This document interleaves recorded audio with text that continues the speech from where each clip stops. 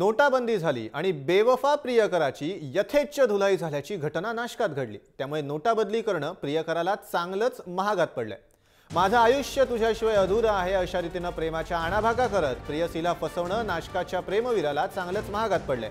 नोटाबंदीच्या निर्णयानंतर बँकेत नोटा बदलायला आलेला हा रोमिओ प्रेयसीला तब्बल 5 वर्षांनंतर दिसला आणि मग फसवणूक झालेल्या प्रेयसीनं घरच्यांना फोन करून बँकेत बोलावून घेतलं आणि त्यानंतर प्रियसीच्या घरच्यांनी या प्रेमवीराला जीव जाईपर्यंत तुडवलं।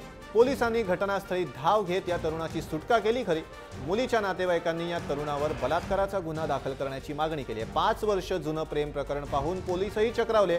मुलीनं अदखलपात्र गुन्ह्याची तक्रार घेऊन हा विषय संपवला। तक्रार नोंदवल्यास आपल्या इज्जतीचा फालुदा होईल असं म्हणून या तरुणानं पोलिसात तक्रार न नोंदवण्यातच धन्यता मानली, क्योंकि इज्जत बढ़िया चीज है। म्हणजे त्यांनी तिला विचारलं असं त्या मुलीचं म्हणणं आहे आणि त्या मुलीला राग आला त्याच्याबद्दल असं विचारण्याबद्दल, कारण 5 वर्षापूर्वीच हे प्रेमाचे संबंध जे होते खंडित झालेले होते।